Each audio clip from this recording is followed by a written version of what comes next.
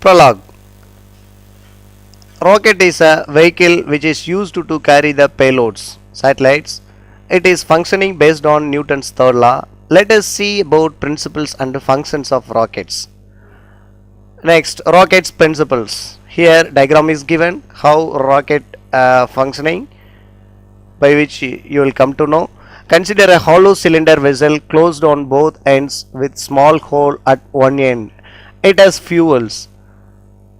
If the fuel is ignited, it is converted into a gas under high pressure. This pressure pushes the gas through the hole with an enormous force, which is A. So there is a opposite force R to move upward. The force Fm on the escaping mass of gases, and hence the rocket is proportional to the product of the mass of the gases discharged per unit time, dm by dt, and velocity with which they are expelled, which is v. Hence Fm is directly proportional to dm by dt into v. As we know, F is directly proportional to d by dt into m into v. This force is known as momentum thrust.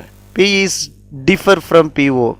There is an additional thrust called velocity thrust. Fv acts Fe equal to A into Pe by Po. Total thrust on rocket is F equal to Fm plus Fe.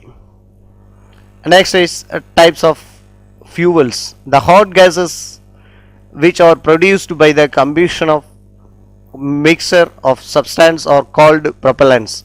The mixture contains a fuel which burns and an oxidize which supplies the oxygen necessary for the burning of the fuel.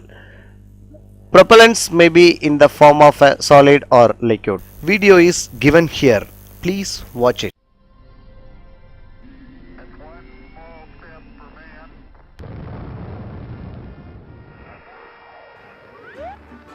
How do rockets work? The rocket engine works on Newton's third law, which says for every action there is an equal and opposite reaction.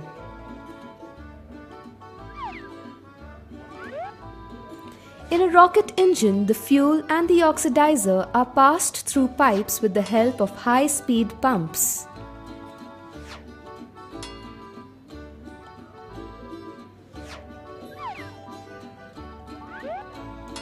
Under the high pressure, both are mixed in the combustion chamber where they ignite.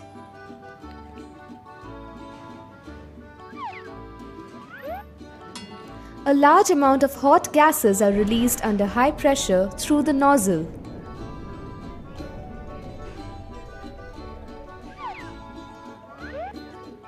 This results in an upward thrust against gravity, which propels it into space. Next topic is launching a satellite. To place a satellite at 300 kilometers, launching velocity should at least be about 8.5 km per second or 30,600 km per hour. If this high velocity is given to the rocket at the surface of the earth, the rocket will be burned due to air friction. Such high velocities can't be developed by single rocket, so multi-stage rockets are used. To be placed in an orbit, a satellite must be raised to the desired height and given the correct speed and direction by the launching rocket. See the figure? It shows how a rocket functioning. Then a manned or unmanned satellite in rocket is held down by clamps. Now exhaust has built up an upward thrust which exceeds the rocket's weight. Then clamps removed by the remote control. To penetrate the dense lower part of the atmosphere, initially the rocket rises vertically and then tilted by a guidance system. First stage may be burned for about 2 minutes, producing a speed of 3 km per second, lifts the vehicle to a height of about 60 km and then separates and falls back to the earth. The vehicle now goes to its orbital height, say 160 km, where it moves horizontally for a moment. Second stage fires and increases the speed for a circular orbit. By firing small rockets with remote control system, satellite is separated from second stage and made to revolve in its orbit. Video is given here. Please watch it. Hi folks, I'm going to explain how a rocket is used to send stuff from the Earth to space. I'll start with this demonstration and go all the way to explaining how SpaceX's Falcon 9 rocket manages to send spacecraft to the International Space Station, or even a lander and rover to the moon. A rocket works by throwing stuff out the back, literally. It makes use of Newton's third law. For every action there's an equal and opposite reaction. If the action is to toss something to the left, then the reaction will be that the tosser will be moved to the right.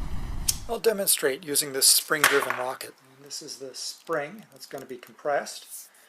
This chunk of copper is the reaction mass that's going to be thrown away.